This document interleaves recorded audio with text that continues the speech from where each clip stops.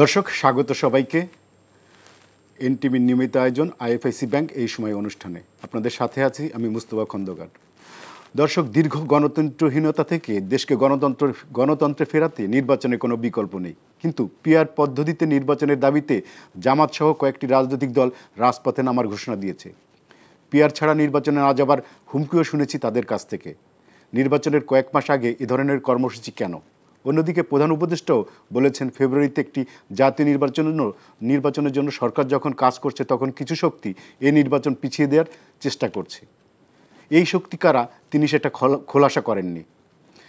এদিকে হয়ে গেল ডাকসু ও জাকসু নির্বাচন, নানা বিতর্ক, অনিয়মের অভিযোগ নেই এই নির্বাচন নিয়ে। এখন জনপরিসরে চলছে নির্বাচনের নানা সমালোচনা। আমাদের আজকের আলোচনার পুরোটা জুড়েই থাকবে জাতীয় সংসদ নির্বাচন, পিআর পদ্ধতি এবং ছাত্র সংসদের নির্বাচন। আমাদের সাথে আলোচনার জন্য যোগ দিয়েছেন দুজন অতিথি। আমি প্রথমে পরিচয় করে দিই, ডক্টর রেজনা করিম স্নিগ্ধা, শিক্ষক, জাহাঙ্গীরনগর বিশ্ববিদ্যালয়, এবং আজিজুল বারী হেলাল, তথ্য বিষয়ক সম্পাদক, বিএনপি। আপনাদের দুজনকে স্বাগত আমাদের আজকের আলোচনায়। আমি হেলাল ভাই আপনাকে দিয়ে শুরু করি। সেটা হচ্ছে, আপনি জানেন যে বৃহস্পতিবার 4-5টা ইসলামী দল বিক্ষোভ কর্মসূচি ঘোষণা করেছে, এবং এই সরকার আমরা যদি বলি সব দলের 5 আগস্টের পরে যে ডক্টর ইউনূসের নেতৃত্বে যে সরকার আমরা অন্তর্বর্তী সরকার দায়িত্ব নিয়েছে, আমরা সব রাজনৈতিক দলগুলো সবসময় বলেছে এই সরকার তাদের।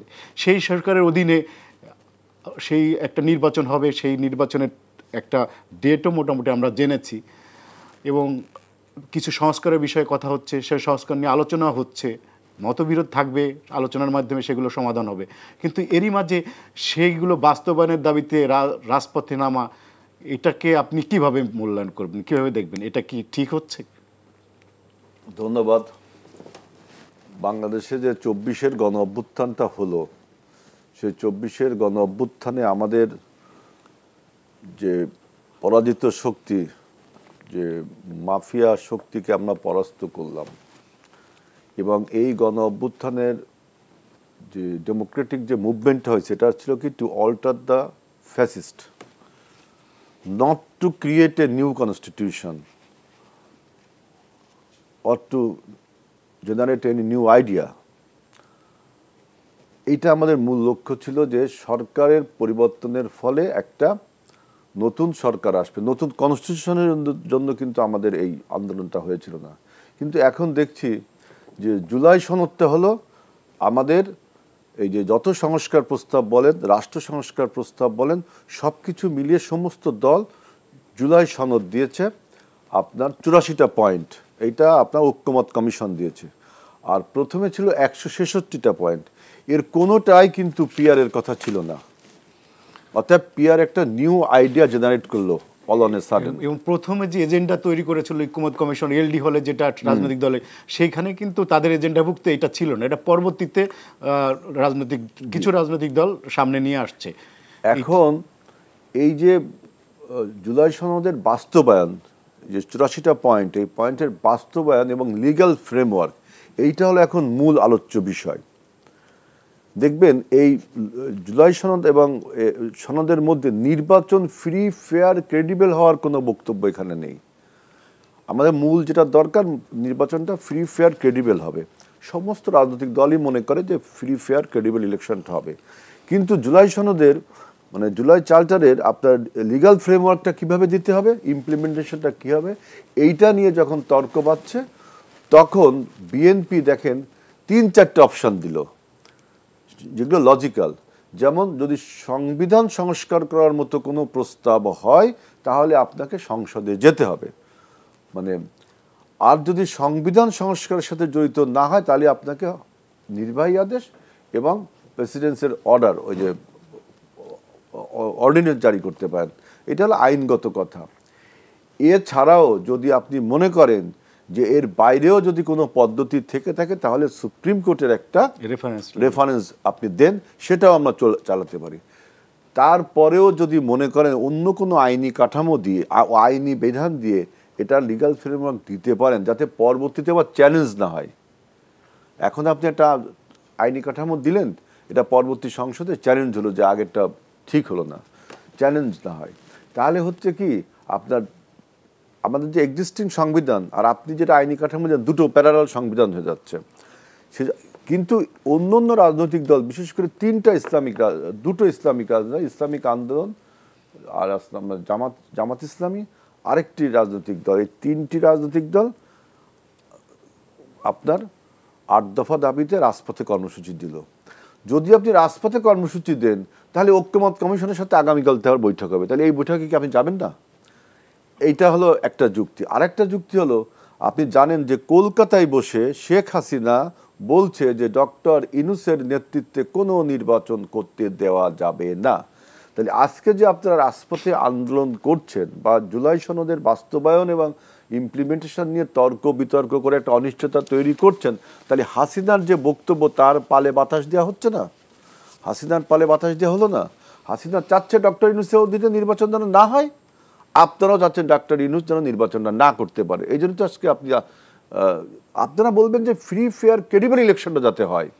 এবং এই তারাও তো কিন্তু ফেব্রুয়ারিতে ইলেকশন হোক এটাও চাচ্ছে, তারা ইলেকশন পিছায় যাক এটা কিন্তু তারা বলছে না। কিন্তু তারা বলছে না, এই যে ডাবল ডিলিং, বলছে না নির্বাচন পিছায় যাক।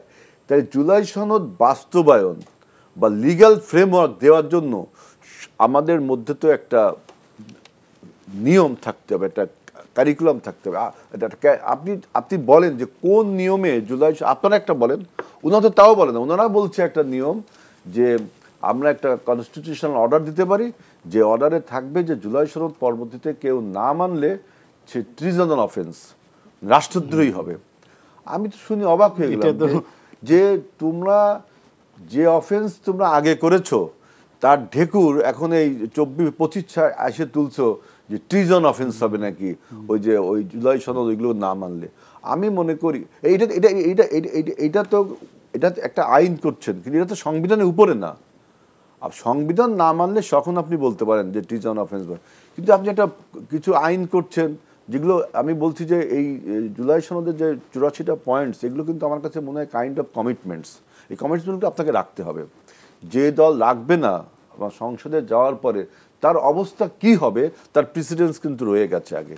এই জন্য বলছি যে আপনারা যে আলোচনা বাদ দিয়ে রাজপথে চলে গেলেন, হ্যাঁ রাজপথে আপনি দাবি জানাচ্ছেন, ভালো কথা, কিন্তু এই রাজপথে দাবি জানানোর ফলে জনগণের মধ্যে যে হতাশা তৈরি হচ্ছে, সেই হতাশাকে কিন্তু কাজে লাগাচ্ছে শেখ হাসিনা। কারণ সে ইতিমধ্যে ডিক্লেয়ার করেছে এবং 4,000 কোটি টাকা পর্যন্ত সে ব্যয়, একটা আমরা দেখছি যে সে সংগ্রহ করেছে এসালমের কাছে এই নির্বাচনকে ডিস্ট্রয় করার জন্য এবং আমাদের এই ডক্টর ইউনূস সরকারকে ফেল করানোর জন্য। তা যেই সরকারটা আমরা রক্ত দিয়ে তৈরি করলাম, যেই সরকারের জন্য এতগুলো মানুষ রক্ত দিল, সেই সরকারকে ফেল করাতে হবে, সেই সরকারের অধীনে নির্বাচন করা যাবে না। তারপরে আমি যেটা বললাম যে নতুন একটা আইডিয়া জেনারেট করলেন যে পিআর, সংসদে যায় আপনি আলোচনা করেন। আমি পিআর পদ্ধতি পক্ষে বিপক্ষে বলছি না, পিআর পদ্ধতি পক্ষ বলা যাবে, বিপক্ষ বলা যাবে, ম্যারিটস ডিমেরিটস দুটাই আছে। সেই আলোচনাটা আপনি বা ডক্টর স্নিগ্ধা যদি করি, এটা একটা স্কলার মতামত হচ্ছে, তাই না?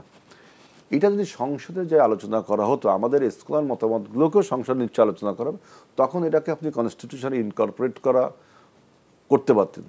কিন্তু আপনি হঠাৎ করে বলছেন যে পিআর পদ্ধতি ছাড়া নির্বাচন হতে দেব না, তখন কি মনে হয় যে আপনি এই পরাজিত ফ্যাসিবাদের যে বয়ান, সেই বয়ানে বা সেই পাতা ফাঁদে আপনি পা দিয়েছেন। আমি একটু রেজওয়ানা করিম সিকদার কাছে আসি। এই যে এতদিন ধরে আলোচনা হচ্ছে ঐক্যমত কমিটি, কেন একটা সমঝোতায় আমরা আসতে পারছি না? আমার রাজনৈতিক দলও কেন আসতে পারছে না? যে জুলাই সনদ আইনি ভিত্তিক কী হবে সেটা নিয়ে এত ডিবেট হচ্ছে, মানে এটা কি আপনার কাছে কি মনে হচ্ছে যে এটা কি ইচ্ছা করে কোনো পক্ষ এটাকে করছে, লিঙ্গার করছে? আচ্ছা, আপনাকে ধন্যবাদ, হেলাল ভাইকেও ধন্যবাদ। আসলে কি 5ই আগস্টের পরবর্তী সময়ে বাংলাদেশের পরিস্থিতিটা আপনি যদি একবার দেখেন, তাহলে আপনি দেখবেন রাজনৈতিকভাবে, আমি শব্দটা আবার বলছি, রাজনৈতিকভাবে বিএনপি ক্ষমতাবান, হ্যাঁ, কিন্তু কিভাবে এটা বলছেন? এই ব্যাখ্যাটা দিচ্ছি।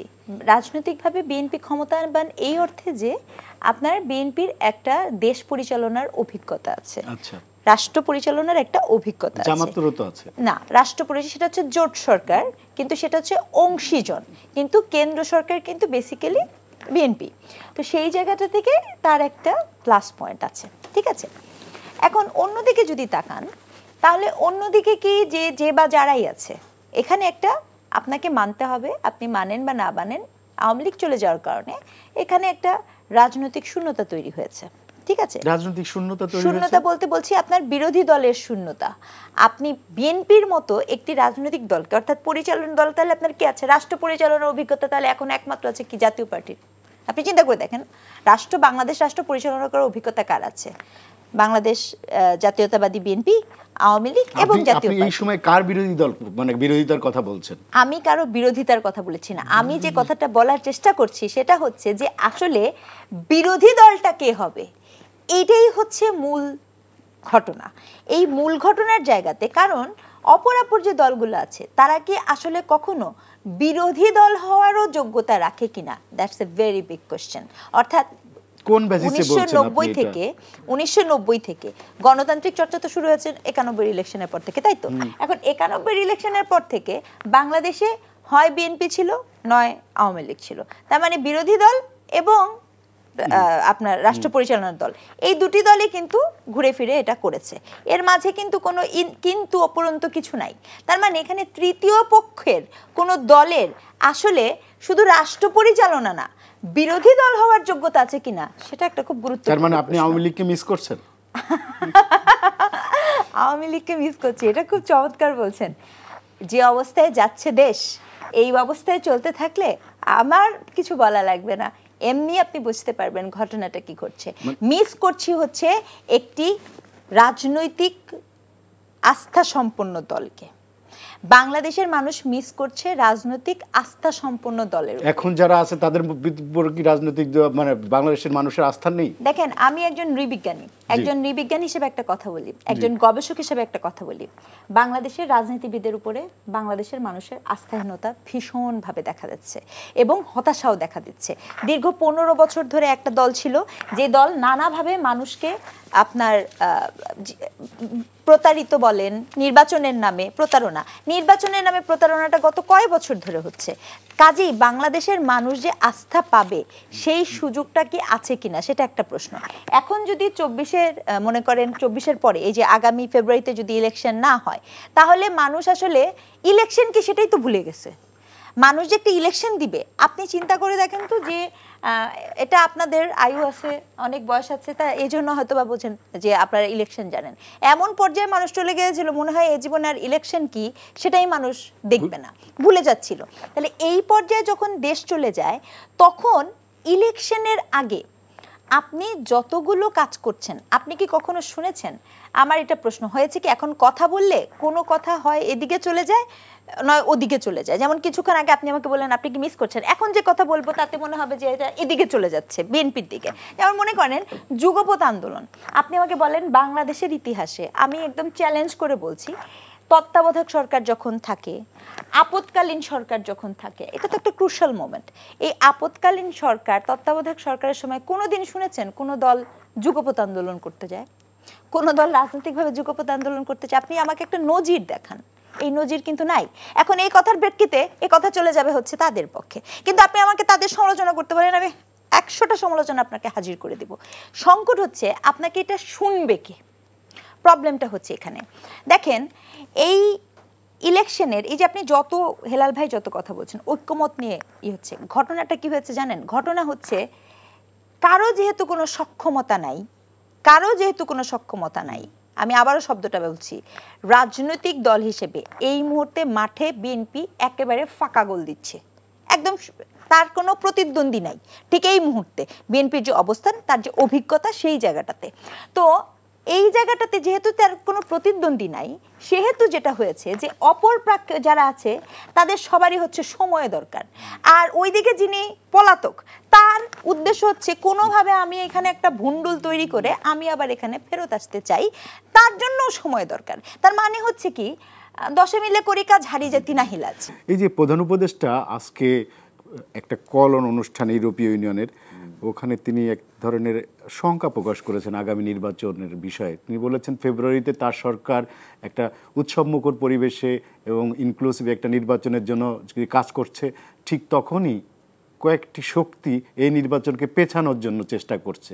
উনি অবশ্য শক্তিগুলো কারা তার নাম বলেনি, কিন্তু মানে উনি আসলে কাদেরকে ইঙ্গিত করেছেন এবং ওনার এই আশঙ্কাটা কেন, এরকম কোনো কিছু দেখছেন আপনি দেশে? হ্যাঁ, তাই তো দেখছেন না যে আপনার যেখানে আপনার নির্বাচনের ডেট ঘোষণা করলো, নির্বাচনের কিভাবে হবে, মেইন যে জুলাই ডিক্লারেশন এবং জুলাই চার্টার দুটো হয়ে গেল, এখন শেষে এসে একটা নতুন ন্যারেটিভ তুললো, তাই না? এইটা যারা তুললো, অর্থাৎ যারা এই সরকারের বিরুদ্ধে এখন আন্দোলনটা করছে, রাজনৈতিক দাবি দেওয়া কিন্তু রাজনৈতিক দলগুলো করতেই পারে, কিন্তু যখন হুমকি দিচ্ছে যে নির্বাচন হতে দেব না, তখন তো ডক্টর ইউনূসের এই কথা বলা সাজে।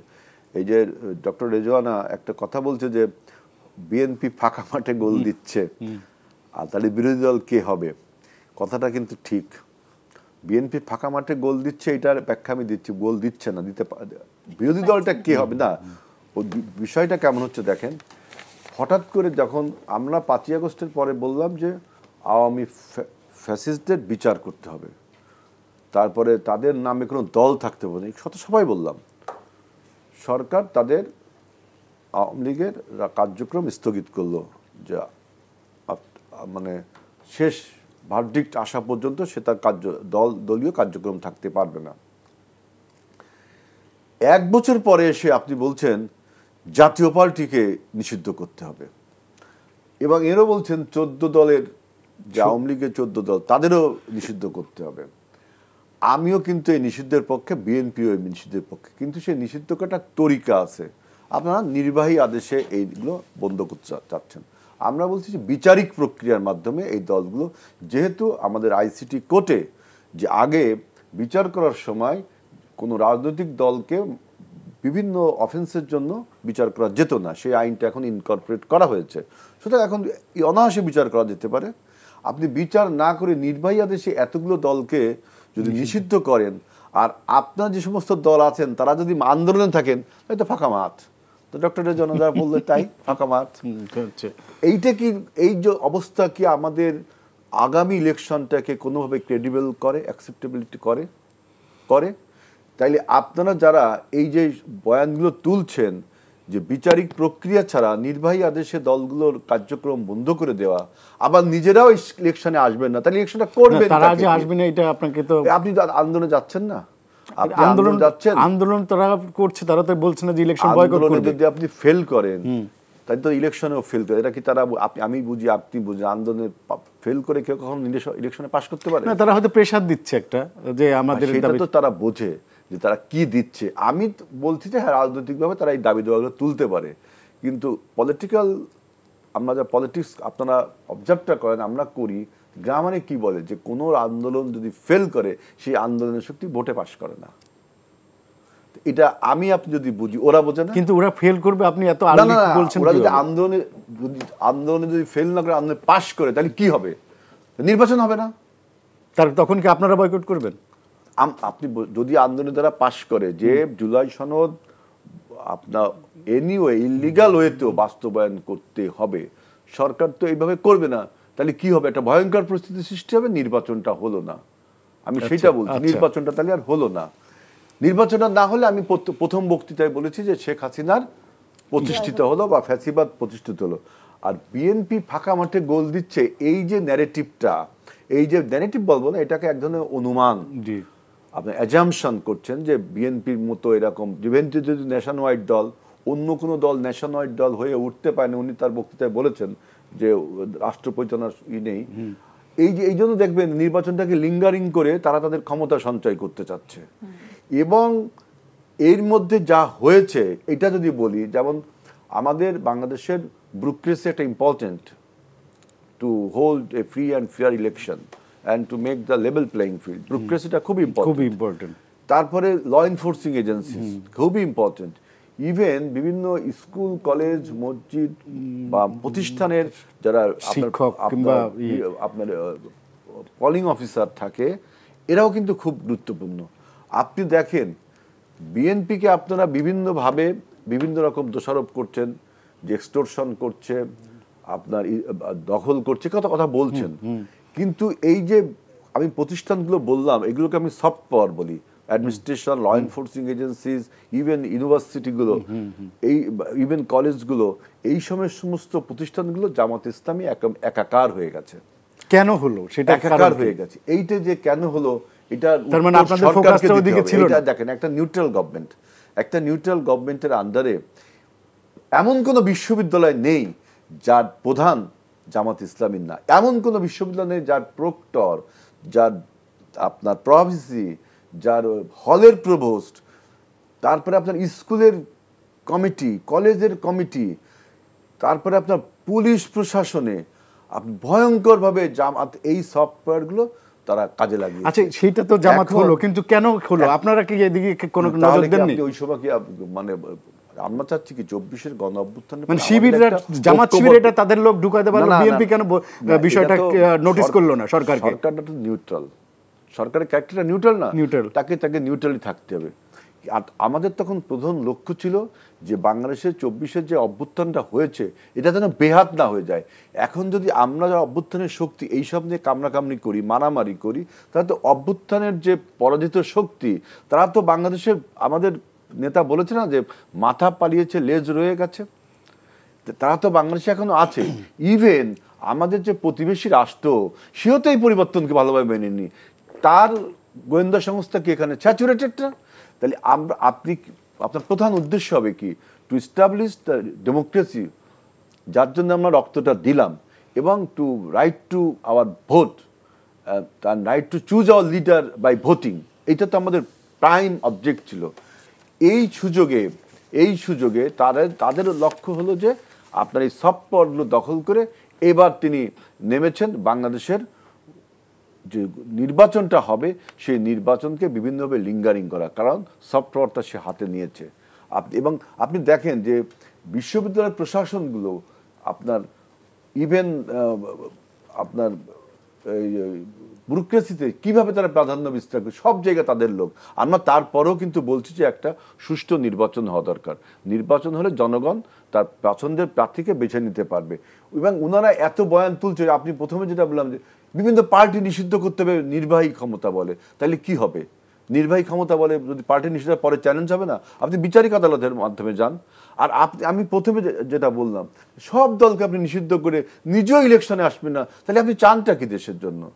আমরা তো বলছি যে আমাদের দেশের গণতন্ত্রটাকে যদি পুনঃপ্রতিষ্ঠা না করেন, তাহলে আমাদের সভরেন্টি যদি না রাখেন, তাইলে শেখ হাসিনার বিরুদ্ধে যে আন্দোলনটা করলাম সেই আন্দোলনের সফলতাটা কোথায়? সেই আন্দোলনের সার্থকতাটা কোথায়?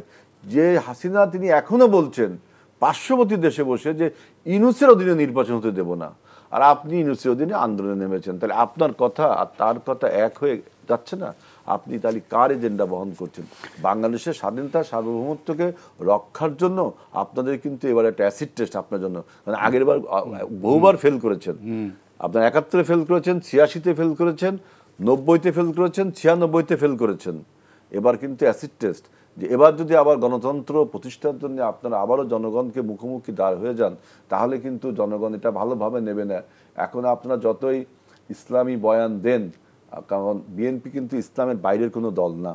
আচ্ছা, এই বিষয়টা নিয়ে আমি আসবো। আমি একটু তেজনা করিম আপনার কাছে আসি। সেটা হলো যে আমি একটু জাকসু নির্বাচন নিয়ে কথা বলি আপনার সঙ্গে। আপনি যেহেতু নির্বাচন কমিশনের সাথে ছিলেন এবং একদিন পরে আপনি রিজাইন করেছেন, তো এই নির্বাচনটাকে নিয়ে এত বিতর্ক কেন হলো? আপনি তো খুব কাছে থেকে দেখেছেন বিষয়টা। আচ্ছা, প্রথম কথা হচ্ছে এই বিষয়টি নিয়ে মিডিয়াতে কথা বলাটা আমার জন্য আসলে ভীষণ রকমের চাপের এবং লিগ্যাল কিছু ক্লেইমও থাকে। এটা আমি একটু বলতে চাইলেও আমি সব কথা বলতে পারবো না, কিন্তু আমি কিছু কথা বলবো যেটা হয়তো বা এটার সাথে কানেক্টেড। আমি এটার সাথে একটু কানেকশন করে কথাটা বলি, তার জন্য আমার জন্য সুবিধা হবে। দেখেন, তার আগে একটা কথা, আমি আগের বক্তব্যটাতে একটা কথা বলি, কখনো কেউ রাষ্ট্র পরিচালনা করেনি বলে যে কখনো নতুন কেউ রাষ্ট্র পরিচালনা করতে পারবে না, এমন কোনো কথা নাই। প্রসঙ্গ হচ্ছে যে আপনি আসলে কতটা সৎ উপায়ে রাষ্ট্র পরিচালনার দায়িত্বটা নেবেন। হ্যাঁ, কেন বলছি, আমি ডাকসু দিয়ে বলি, তারপরে এদিকে আসি। আসলে বিএনপির সমস্যাটা কি, আমি একটু বিএনপির সমস্যা নিয়ে বলি। এই যে জাকসু এবং জাকসুতে দেখেন, গত 15 বছরের কারণে কি বিশ্ববিদ্যালয়ে কি স্থানীয় পর্যায়ে কোথাও কিন্তু যারা বিএনপি হয়েছিল তাদের কোনো অ্যাক্সেস নাই। অর্থাৎ তারা কিন্তু বিগত সরকারের প্রধান টার্গেটই ছিল, অর্থাৎ আওয়ামী সরকারের প্রধান টার্গেটই ছিল বিএনপি নিধন। একদম সহজ করে বলি, যদিও পাবলিক ন্যারেটিভটা ছিল হচ্ছে সে জামাত শিবির নিধন, তখন বিএনপি এই ন্যারেটিভটাকে প্রতিষ্ঠা করতে ব্যর্থ হয়েছে। কিন্তু জামাত কি করেছে, তারা আত্মগোপন করে যখন এটার ভেতরে ঢুকেছে, তারা কিন্তু নিজেরা আত্মগোপন করে ঠিকই ছিল। কারণ আপনাকে আমি লিস্ট দেখাতে পারবো, আপনি নিজেও জানেন যে এই সময়ের বড় বড় শিবিরের কর্মী যারা বা নেতা যারা, তারা এক সময়ের আওয়ামী লীগের কর্মী ছিলেন, এটা তো আপনি দেখতে পাচ্ছেন। হ্যাঁ, তাহলে ওইখানের ভেতরে ঢুকে আবার আমি ওই ন্যারেটিভও প্রতিষ্ঠা করছি একটা পক্ষ দিয়ে যে আমি হচ্ছি সবচেয়ে নিপীড়িত।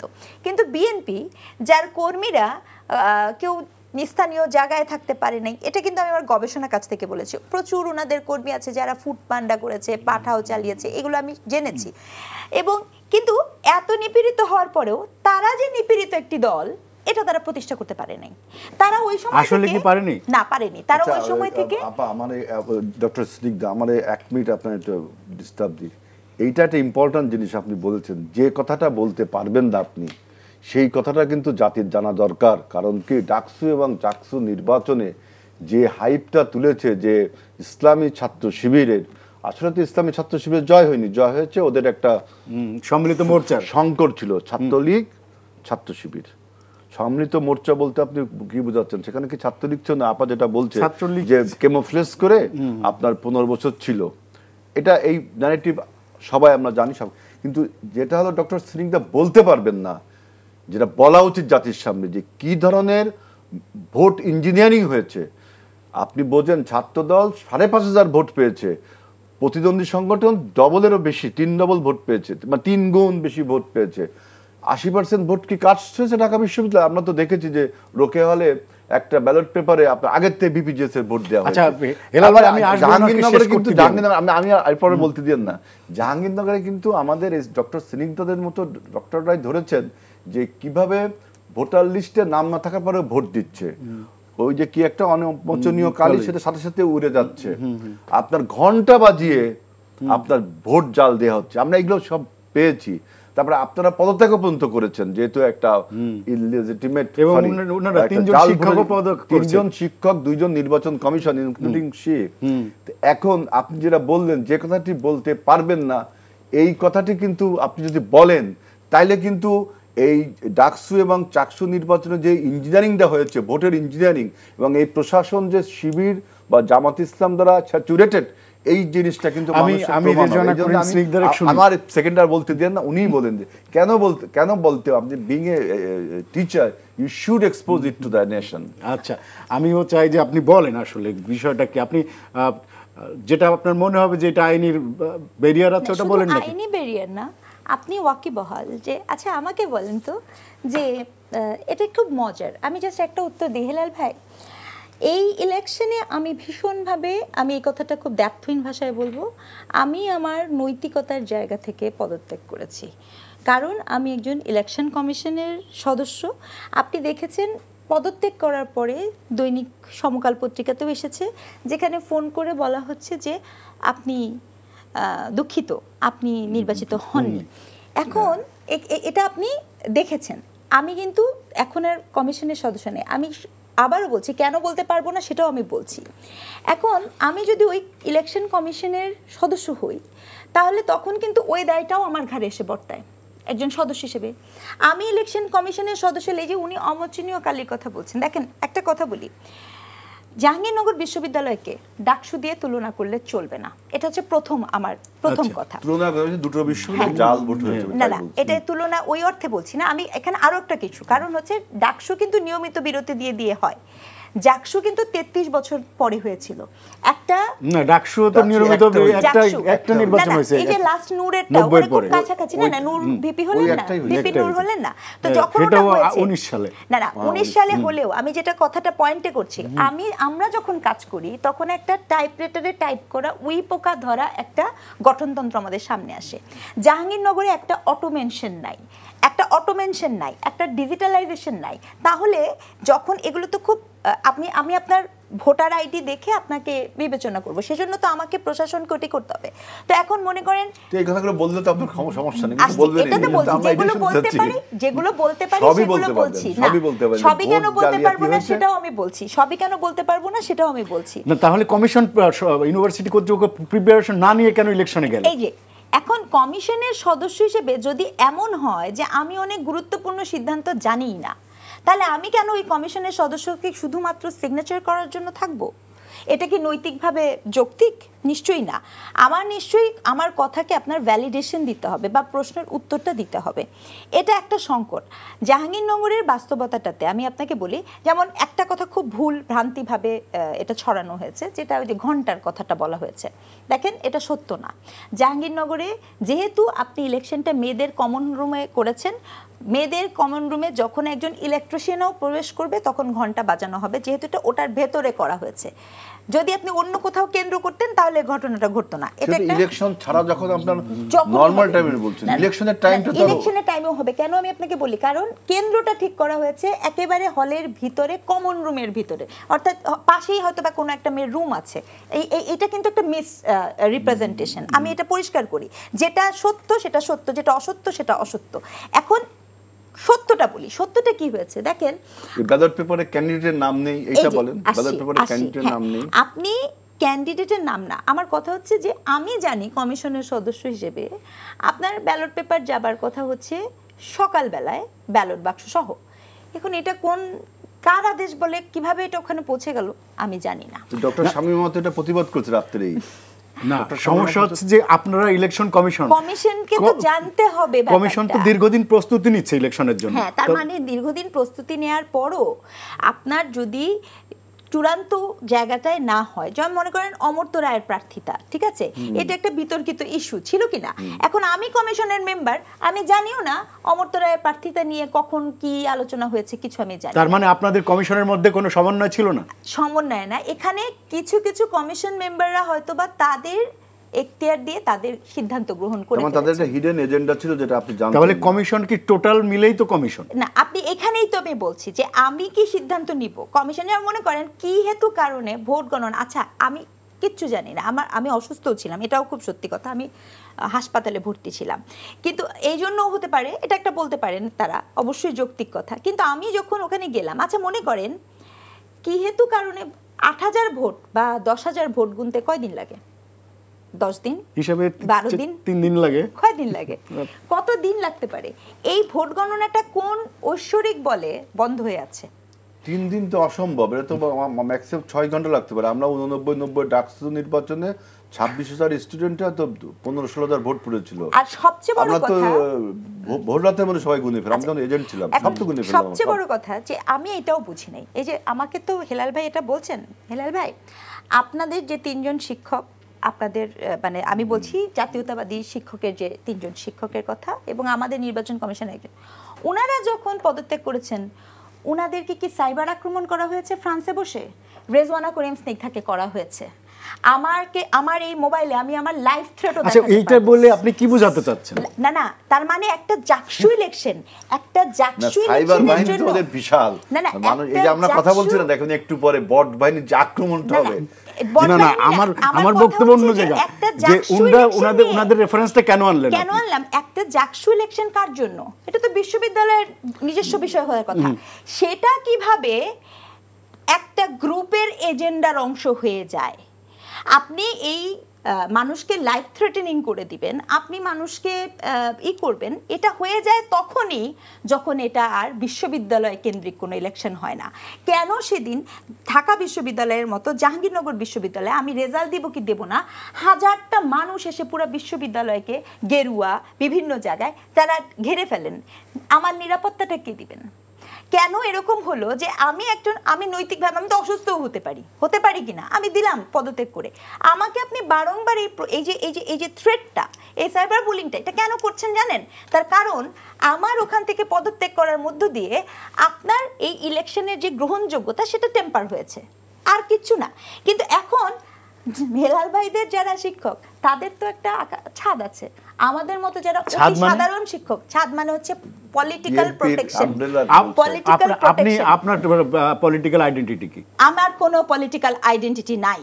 আমি রেজওয়ানা করিম স্নিগ্ধা না, মানুষ মাত্র পলিটিক্যাল আইডেন্টিটি করে, কিন্তু রাজনৈতিক দল কিন্তু সোশ্যাল মিডিয়ায় যে একটা লিখিত লিস্ট ঘুরে বেড়াচ্ছে, এটা কি তাহলে ভুল? Political animal said by Aristotle. Man is a political being, but Helal ভাই তার মানে বোঝা যাচ্ছে না। আমি আপনার ডক্টর রেজওয়ানা করিম স্নিগ্ধা, আমরা যে সোশ্যাল মিডিয়ায় যে একটা লিস্ট দেখছি, যেটাকে আপনাকে সবাই বলা হচ্ছে যে আপনি বঙ্গবন্ধু পরিষদের সদস্য ছিলেন, এইটা কি তাহলে? আচ্ছা, আপনার যদি কোনো আইডেন্টিটি না থাকে। আচ্ছা, আমি আপনাকে এখন একটা কথা বলি। হ্যাঁ প্লিজ। আপনি এই কথাটা বলেছেন, আপনাকে ধন্যবাদ। জি। এখন কত মিনিট সময় লাগবে আমি আপনাকে এরকম সেম লিস্টে আপনার নাম দিব অথবা হেলাল ভাইয়ের নাম দিয়ে দেব, কয় মিনিট সময়ের মধ্যে? এই কাগজটি আমি জীবনে দেখিনি। আচ্ছা আচ্ছা। আর দ্বিতীয় কথা, আমি বিদেশে ছিলাম পিএইচডি করার জন্য 2023 সাল পর্যন্ত, 23 সালের ফেব্রুয়ারি পর্যন্ত আমি বিদেশ ছিলাম।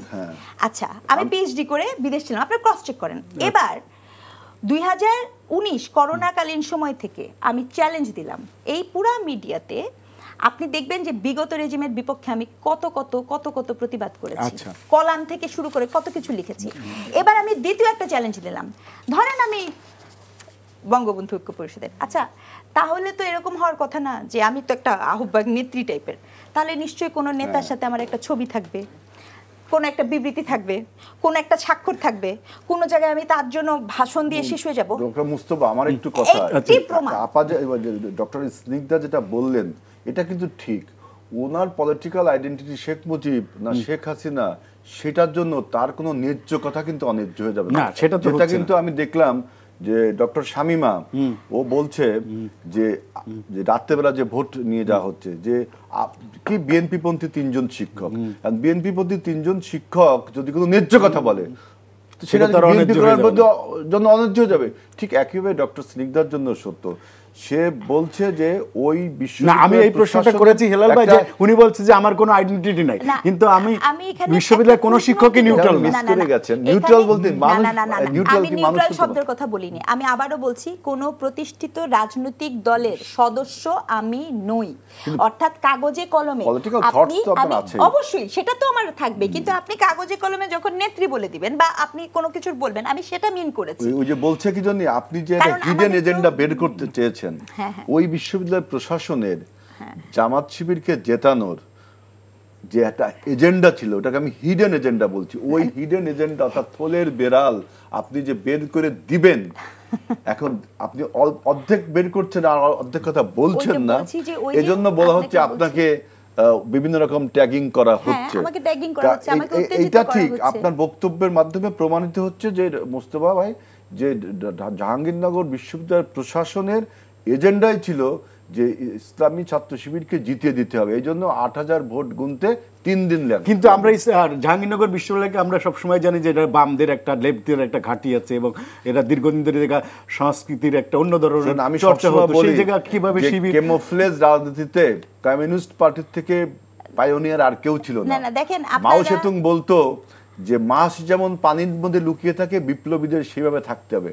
আজকে যদি মাও সেতুং বেঁচে থাকতো তাহলে লজ্জা পাতো যে জামাত ইসলাম যেভাবে আপনার কেমোফ্লেজ করতে পারে, এটা যুদ্ধক্ষেত্রে সৈনিকরা পারে কিনা আমার সন্দেহ আছে। কিন্তু কখন শিবির শুধু এইগুলো বলে শিবিরের ইটাকে বিজয়কে আপনি শিবিরের বিষয় না, আমি তো বলছি যে শিবিরের বিষয়। ছাত্র দলের কি ব্যর্থতা ছিল না? আপনাদের কি কোনো ব্যর্থতা ছিল না? আপনারা তো সিরিয়াসলি নেননি বলে অভিযোগ আছে এইসব ইলেকশনে। শুনেন, ডক্টর স্নিগ্ধা একটা কথা বলেছেন যে long 17 years we were absent from the university from any region, but ইসলামী ছাত্র শিবির, ওই যে কলাম না, কেমোফ্লেজে রাজনীতি করে ছাত্রলীগের সাথে একই সাথে ছিল।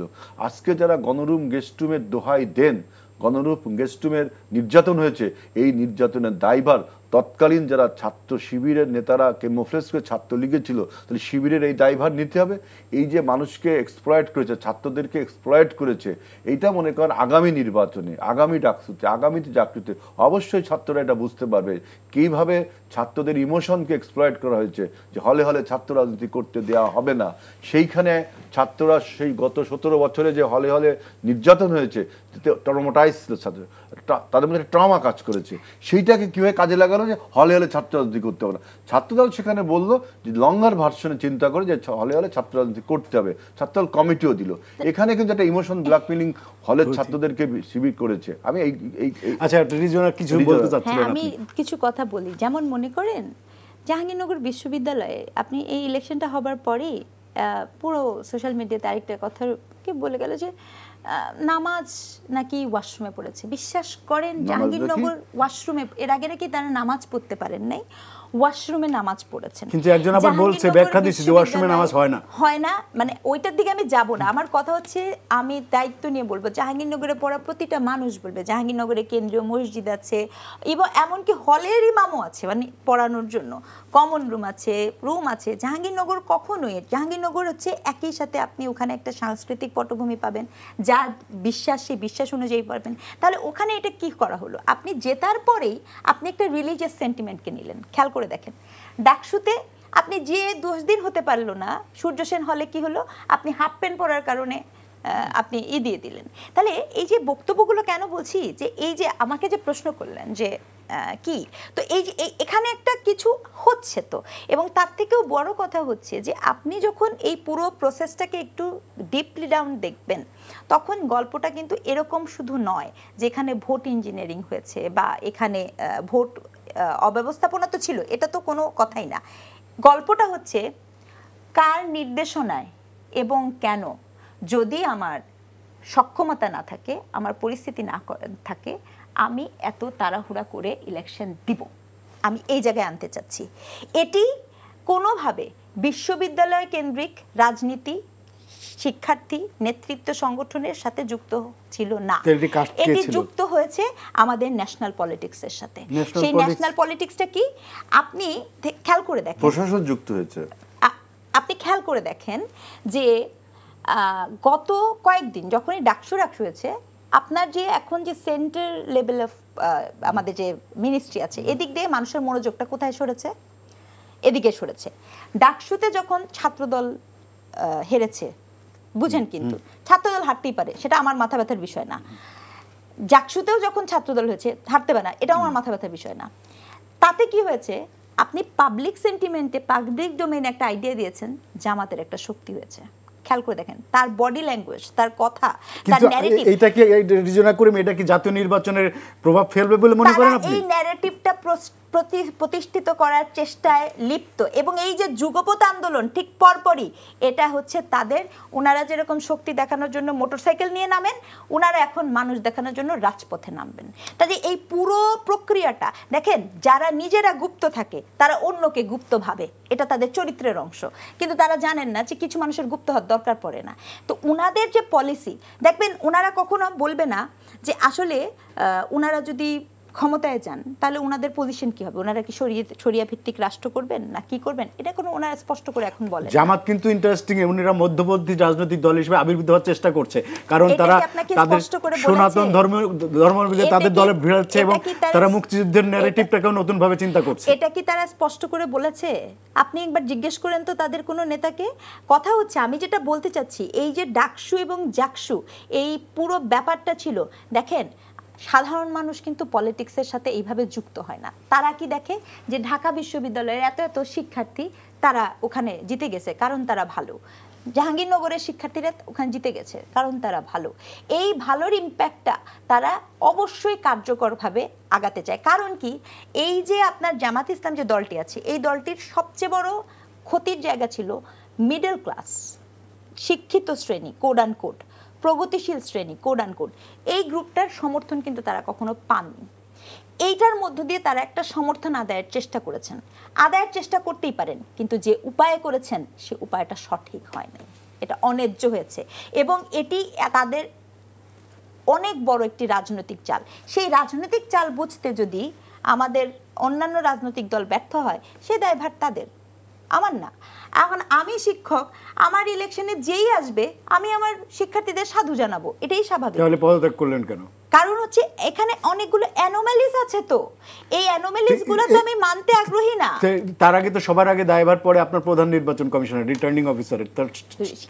আপনি তো আমাকে প্রশ্ন করলেন, আমি তো সেটাই বলছি যে সেই জন্যই তো উনি তো এটা সুরাহা করেননি, সুরাহা না করে আপনি ভোট ঘোষণা করে দেওয়া হয়েছে। কিন্তু এই ভোট তাহলে কি উনার কি আলাদা কোনো ই ছিল নাকি উনি মনে করে যে ইলেকশন ফেয়ার হয়েছে? না না, উনি তো তাই বলেছেন, উনি তো মিডিয়ার সামনে এসে বলেছেন। আমি তো শোনেন, আমেরিকার ইলেকশনেও কেউ এসে বলবে না যে কোনো সমস্যা হয়নি, কিন্তু এখানে তো এটা বলা হয়েছে, আপনি মিডিয়াতে দেখবেন কোনো সমস্যা হয়নি, যা অভিযোগ এসছে সব অসত্য। এই স্টেটমেন্টটা আমার পক্ষে দেওয়া সম্ভব হয়নি, এই স্টেটমেন্টটা আমার পক্ষে দেওয়া সম্ভব হয়নি। এই ঘটনা ঘটার পরে আমার যে সাইবার বুলিং, আমার যে লাইফ থ্রেট, আমাকে যে জায়গায় নিয়ে যাওয়া হয়েছে, এই জায়গার ওই যেটা বললাম, আমাকে কি কোন রাষ্ট্র প্রোটেকশন দেবে? যে রাষ্ট্রে মব হয় কথায় কথায়, আমি যখন নিচে নেমে যাব আমাকে যে মব করতে আসবেন না, তারপরে তখন কে প্রোটেকশন দিবে? এই যে ডক্টর সিনিকদা যে আনফেয়ার মিন্সের কথাগুলো বলছে, প্রশাসনের স্পন্সরেরা হয়েছে, প্যাট্রনাইজেশন হয়েছে, এখন এই প্রশাসন কি তাদের এই কথার কোনো জবাব দিল? এখনো কি কোনো জবাব দিল? তার মানে কি যে তারা তাদের কথাকে মেনে নিচ্ছে বা তাদের কথার বিরুদ্ধে যাওয়ার মতো কোনো এভিডেন্স তাদের কাছে নেই। সুতরাং দেশবাসীও বুঝবে যে শিক্ষক যারা প্রশাসনে জড়িত ছিল, ইলেকশনটা হোল্ড করার জন্য জড়িত ছিল, তারা বলছে যে এই নির্বাচনটা আনফেয়ার হয়েছে। ঠিক একইভাবে আমি ওই সময় বলেছিলাম যে জাকসু নির্বাচনের ফলাফলকে স্থগিত করে যদি একটা ইনকোয়ারি টিম করে দেওয়া যেত, তাহলে বোঝা যেত যে কে ইলেকশন ইঞ্জিনিয়ারিংটা করলো, আওয়ামী লীগ করলো না জামাত করলো না বিএনপি করলো না অন্য দল করলো। যদি সেকেন্ড কোনো অপশন আমরা সেকেন্ড কোনো লোকের নাম পেতাম, তাহলে বুঝতাম যে আসলে দেশদ্রোহীটা কে আমাদের এই নির্বাচনকে ম্যানিপুলেট করলো, তাই না? এই জন্য আমি বলেছিলাম যে জাকসু নির্বাচনের ফলাফল স্থগিত বা বাতিল করে আপনি একটা ইনকোয়ারি টিম করেন। আপনি যদি জাকসু নির্বাচন ঘোষণা করেন, ওই যে ফলাফল ঘোষণা করেন এত প্রতিবন্ধক অব্যবস্থাপনার পরে, তাই ডাকসু নির্বাচন যেটাকে আমরা সাধুবাদ জানিয়েছি, আমরা স্বাগত জানিয়েছি, অনেক অনিয়মের পরেও সাধুবাদ জানিয়েছি, সেটাও কিন্তু প্রশ্নবিদ্ধ হয়ে যাচ্ছে, তাই না? সেই জন্য আমি বলছি যে প্রশাসনের উচিত হবে এই আমাদের শিক্ষকরা যে সমস্ত কারণে পদত্যাগ করেছে, যে সমস্ত এবং সেসব কারণ তারা পাবলিকলি অহরহ বলছে, ওই 4 জন শিক্ষক নির্বাচন কমিশন সহ 5 জন অহরহ পাবলিক আপনার সোশ্যাল মিডিয়ায় বলছে, আপনারা কেন উত্তর দেন না? তার বিরুদ্ধে জামাতের একটা অভিযোগও আছে যে শিক্ষকগণ আপনাদের বিএনপি পন্থী রাজনীতি করে, এই জন্য তো আপনাদেরকে। আমি তো প্রথমেই বললাম যে আমি বিএনপি করি বলি, আমি যদি বলি 1 আর 1 2, তাহলে কি 1 আর 1 3 হবে? সেটা বিএনপি করি এই জন্য।